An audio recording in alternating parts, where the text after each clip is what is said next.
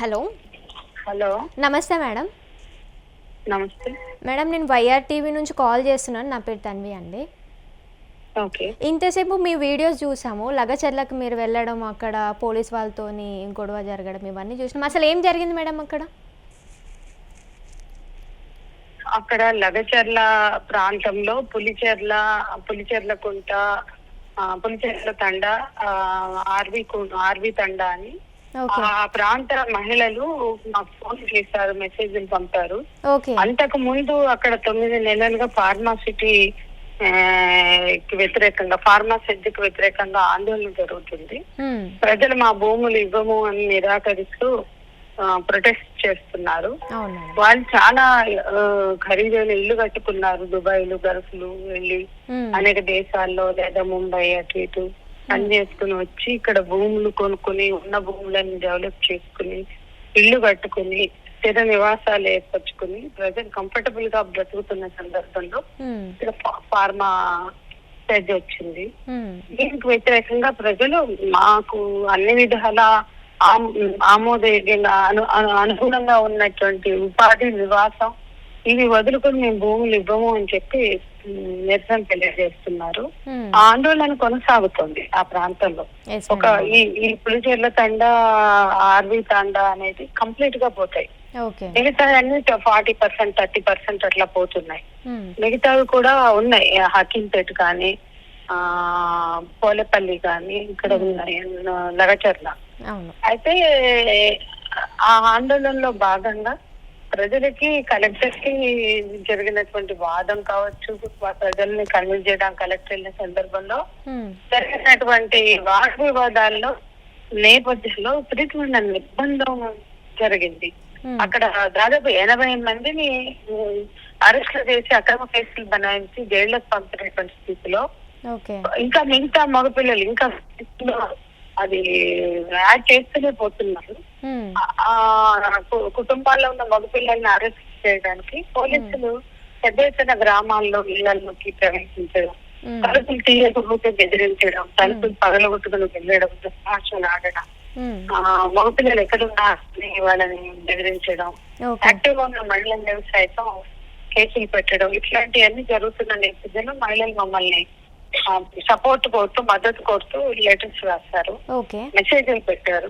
ఆ మెసేజ్లను చూస్తూ మేము ఈ రోజు వచ్చాం. 5 రోజులు పంపి ఈ రోజు ఆ ఊరికి వెళ్ళి నిజ నిర్ధారణ కమిటీగా వెళ్ళి అక్కడ వాళ్ళతో మాట్లాడి ఆ తర్వాత పోలీసుల్ని కూడా వాళ్ళ వర్షం కూడా తీసుకున్నాం, అట్లా కలెక్టర్ గారి వర్షం కూడా తీసుకున్నాం అని మేము బయలుదేరి వచ్చాం. మమ్మల్ని తుంకిమెట్ల దగ్గర మమ్మల్ని అడ్డుకున్నారు పోలీస్ వాళ్ళ మేడం. గ్రామానికి ఫ్యాక్ట్ ఫైండింగ్ గా వెళ్తామని కన్విన్స్ చేస్తాం, వాళ్ళు ఒప్పుకోలేదు. ఇక బలవంతంగా అరెస్ట్ చేయడానికి కూడా సిద్ధపడ్డారు.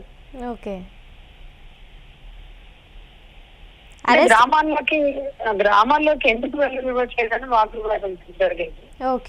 అంటే మీకు ఏమైనా చెప్పారా మేడం? వాళ్ళు ఏమైనా చెప్పారా ఇప్పుడు వెళ్ళే సిచ్యువేషన్ లేదు, వెళ్ళొద్దు అని చెప్పేసి? అక్కడ పరిస్థితి బాగాలేదు, మీరు వెళ్ళడానికి వీలు లేదు, అక్కడ సిచ్యువేషన్ బాగాలేదు అన్నారు. మాకేం ప్రాబ్లం లేదు, మమ్మల్ని ఎవరు కొట్టరు, గ్రామస్తులు వెళ్తున్నారు. మమ్మల్ని చూసి ఎవరు ఏ రకమైన ఘర్షణకి దిగరు, మేము కూడా ఘర్షణ పడడానికి వెళ్ళట్లేదు, నిర్ధారణ వెళ్తున్నాం అని మేము గట్టిగా చెప్తాం, కన్విన్సింగ్ గా చెప్తాం. పోలీసులు తెలుసుకోలేదు, ఫోర్సిబుల్ గా అరెస్ట్ చేయడానికి ప్రయత్నించారు. అంటే అక్కడ ఉన్న గ్రామస్తులు ఏమన్నారు మేడం? కనీసం వాళ్ళని కలవడం గానీ, ఎవరితోనన్నా అక్కడ మాట్లాడడం గానీ, ఫోన్ కాల్స్ లో మాట్లాడడం గానీ ఏమైనా జరిగిందా? తుంకిమెట్ల దగ్గర మమ్మల్ని అడ్డుకున్నారండి, అశోక్ గ్రామం దగ్గరికి వెళ్ళలేదు. అంటే ఫోన్ కాల్లో ఇప్పుడు ఎవరైతే ఇప్పుడు మహిళలు అక్కడ చాలా వరకు నైట్ టైంలో వచ్చి మమ్మల్ని కొట్టడం కానీ, తాకరాని చోట్ల వాళ్ళు చేతులు వేయడము, కొట్టడం ఇలాంటివి చేసినామని చెప్పేసి వాళ్ళు చెప్పడం జరిగింది. అండ్ సోషల్ మీడియాలో కూడా మనం చూడడం కూడా జరిగింది మేడం. అలాంటివి మీకు ఎవరన్నా అక్కడ ఉన్న మహిళలు మీతో షేర్ చేసుకోవడం జరిగిందా? ఏ మహిళల్ని కలవలేదు. అటువైపు వెళ్ళడానికి మార్గ మధ్యలోనే ఆపారు. మేము తుంకిమెట్ల అనే దగ్గర ఆపాం, పరిగి దాటి తుంకిమెట్ల అనే గ్రామం అక్కడ క్రాస్ లో ఆపారు. మాకు ఏ మహిళలు ఇంకా కలవలేదు, స్థానిక ప్రజలు కలిసారు తప్ప ఈ వీడియోలో మేడం అక్కడి మీరు ఒక నుంచి మాట కూడా పరిగె- చెప్పడం జరిగింది, మేము ఏ మీడియాతోనే రాలేదు, ఎవరు మాతో రాలేదు అని చెప్పేసి చెప్పడం జరిగింది. అసలు పోలీస్ వాళ్ళకి ఆ సందర్భం అడగాల్సిన సందర్భం ఎందుకు వచ్చింది మేడం?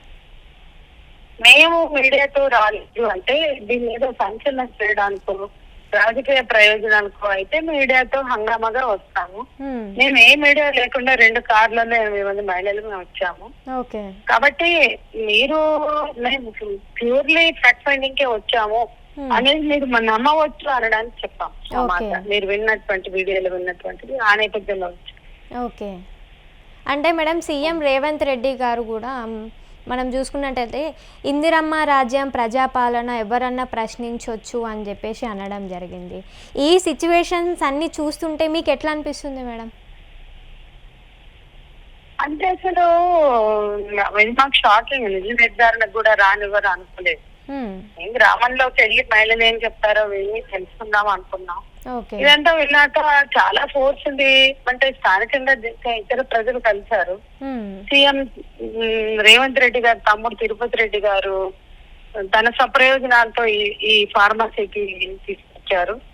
కాబట్టి అంటే ఆ కుటుంబం సీఎం కుటుంబం, సీఎం సొంత నియోజకవర్గం, అసలు వాళ్ళకు కుటుంబానికి ఉన్నా లేకున్నా ఆయన నియోజకవర్గం కాబట్టి ప్రజల ఇంట్రెస్ట్ కాపాడాల్సిన బాధ్యత ఆ స్థానిక ఎమ్మెల్యేగా ఎన్నికై ముఖ్యమంత్రిగా బాధ్యతలు చేపట్టే రేవంత్ రెడ్డి గారికి ఉంది. మరి ప్రజల అభిష్టాన్ని పక్కకు పెట్టి ప్రజల మీద జులుం ప్రయోగించి నిర్బంధం ప్రయోగించి భయపెట్టి తీసుకో.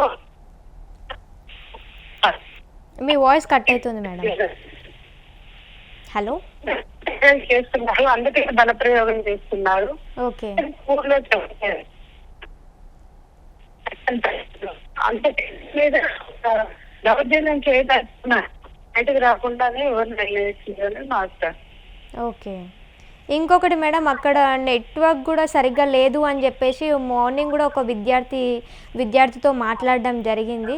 సో ఈ నెట్వర్క్ అన్ని బంద్ చేసి ఇట్లా ఎవరిని రానియకుండా ఎవరిని మాట్లాడకుండా వీటిని అన్నిటిని మీరు ఎట్లా చూస్తారు మేడం? ఎవరిని రానియకుండా ఎవరిని మా కలవనీయకుండా గ్రామంలోకి మీడియాలు వెళ్ళలేకుండా ఉద్యమకారులు వెళ్ళలేకుండా పార్టీలను వెళ్ళలేకుండా ప్రజా సంఘాలు వెళ్ళలేకుండా అడ్డుకోవడం అంటే వాళ్ళ మీద దౌర్జన్యం ప్రయోగించడం. ఎప్పుడు దౌర్జన్యం అవసరం అయితే ఎవరికైనా ఎప్పుడు ఇంత భయంకరంగా నిర్బంధం ప్రయోగించి అంటే వాళ్ళు చేసేది కరెక్ట్ కాదని వాళ్ళకి తెలుసు.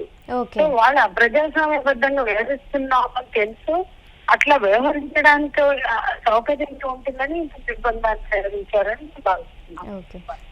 అంటే వాళ్ళు అనుకున్నది చెల్లమని చేయాలంటే ప్రజల మీద నిర్బంధం కొనసాగితేనే వాళ్ళు భయపడి భూములు చెప్తారు, లేకపోతే అప్పుడు చేతుల్లోకి రావు. కాబట్టి ప్రజల నుంచి భూములు గుంజుకుని పెట్టుబడిదారులకి కార్పొరేట్కి ఇవ్వాలి అంటే ఒక పర్పస్. ఆ పర్పస్ నెరవేరడం కోసం ఏ జన చట్టాలను ఉపయోగిస్తారు, నిర్బంధ విధానాలను చేపడతారు. ఇది పాలక వర్గాల వైఖరి గతంలో కూడా చేశారు, గతంలో ఉన్న పార్టీలు కూడా చేసి ఇప్పుడు ఈ పార్టీ అంతే. Okay. Thank you madam, thank you for responding my call madam. Thank you ma'am.